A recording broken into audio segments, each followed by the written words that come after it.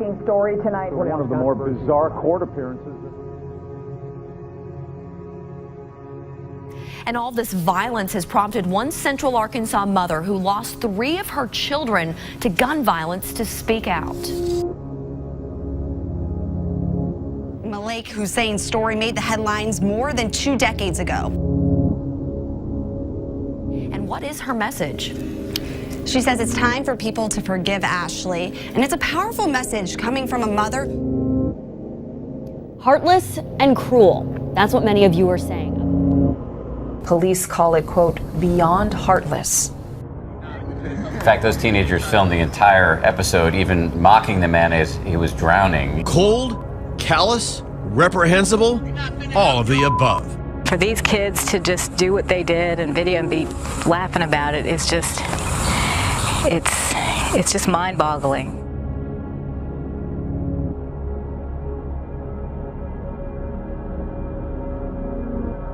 It's still so disturbing that those teens could be so callous as to watch a man drown. Thanks for your report.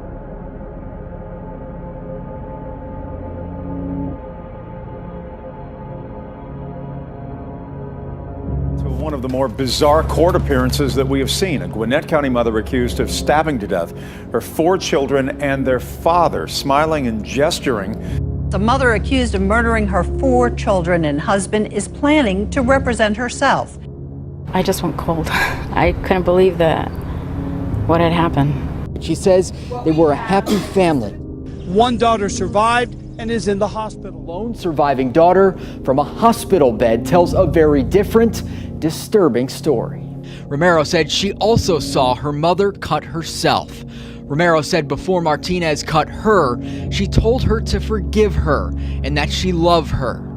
And the documents show the family went on a trip to Savannah just before the murders. Martinez said she felt a devil-like spirit there and wanted to go home.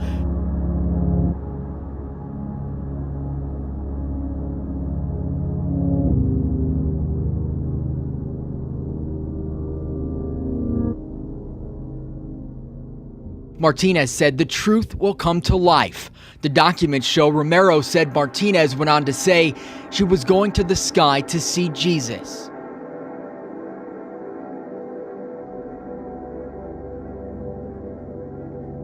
It is one of the best-selling books around the world, if not the best-selling. I would imagine it's actually the best-selling book of all time. Of all time, right. And now a new museum is looking to bring the Bible's history to life. You know, interesting fact, because there are probably more Bibles in circulation today than at any time in history. Yet, at the same time, the understanding of the Bible is at its lowest time in history. Questions tonight. The city of Deltona says it has received a complaint over one commissioner reading Bible verses during meetings. I read scripture and I see something that talks to my heart, and I feel that others should hear it. I share it in the meeting. I don't expound on it. I just read it and move on. It's the most impactful book in the world, no matter which views you have of the Bible. It's the most banned book in the world. It's the most debated book in the world. It's the most burnt book in the world. And today it's still the best-selling book in the world.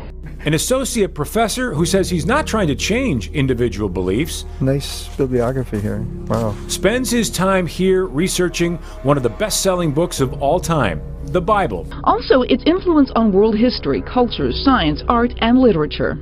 After years of hard work, lots of research, 50 names made it on his final list. There were all these little pieces of evidence around, sitting, as I said, like dollar bills in a park. But with ancient tablets about Nebuchadnezzar II, the king of Babylon, it's solid. You've given up at least 5 runs in 3 straight games. Do you worry about being demoted at all?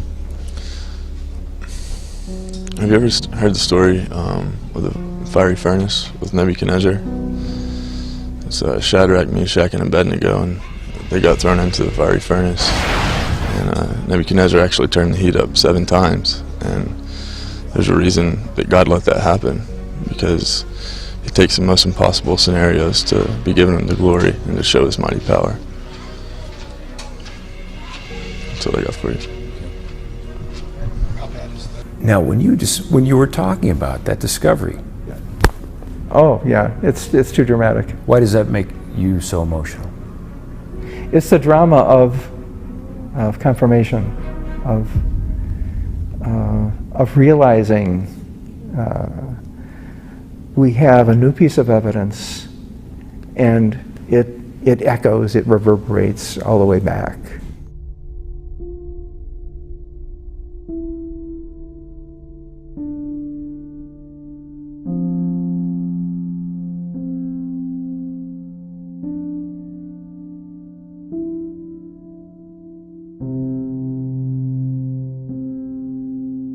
One section is devoted to the Bible in America, its influence on presidents and the Founding Fathers.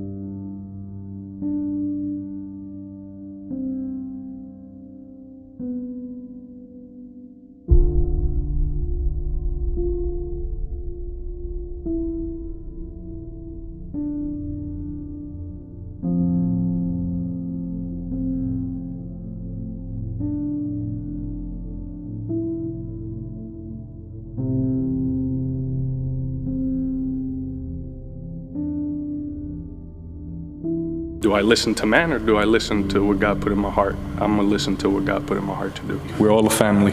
God bless.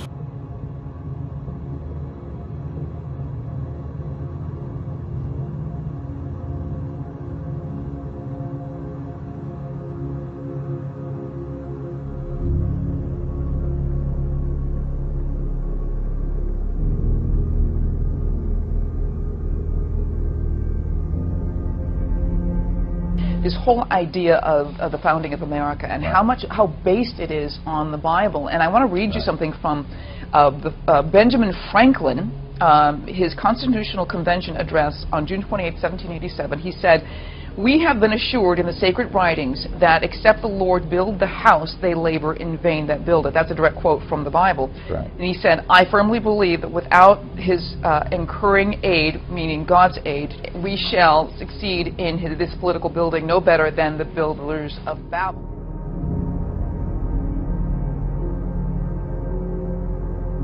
Is the dependency the Founding Fathers had on the Bible, really not necessarily based upon their theological belief, because some were had all different titles attached to them, but they did understand the principle that this country was founded upon these biblical principles, Judeo-Christian principles, and the further that we attached ourselves to them, to Benjamin Franklin's quote, the better God would sort of bless or have His hand upon us.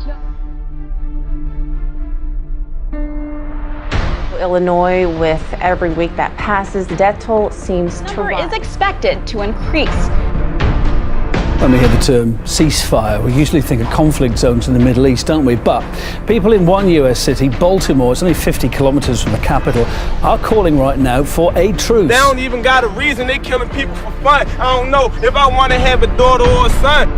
So to ask for 72 hours of peace, it sounds a little bit crazy right now. We are at a space in our humanity where every 19 hours people are experiencing what it's like to take another life. Because this world ain't safe. She told me now, with all the recent gun violence, she thinks she knows why she's still alive. Because it's to teach people to forgive and to try to stop the gun violence.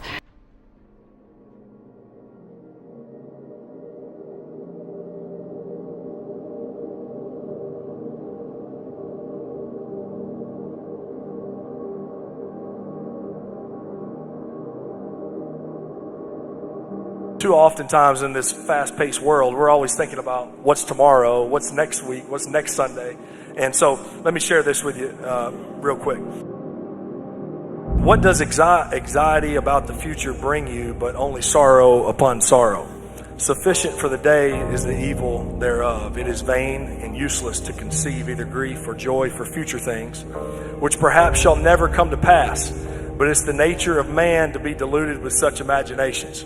It is the sign of a soul as yet weak to be so easily drawn away by the suggestions of the enemy. For he cares not whether it be with things true or false that he abuses or deceives you, whether he overthrow you with the love of things present or the fear of things to come. Believe in me and trust in my mercy. Believe in Jesus, believe in God, and trust in my mercy. So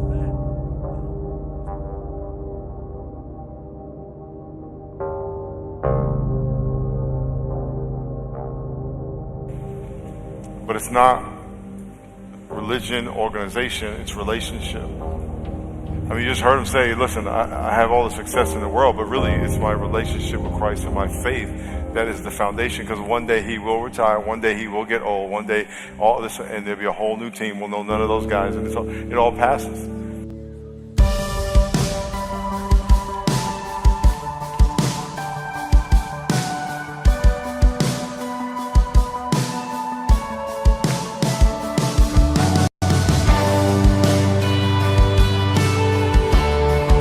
So time goes by, but the time on earth is this short.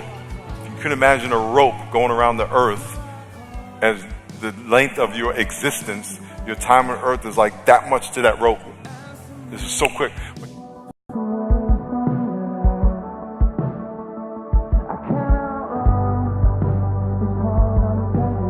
In humility, you know, we think we can we have all the answers. You type it in on Google and just get the answer. How do you do it? But it's really that humility.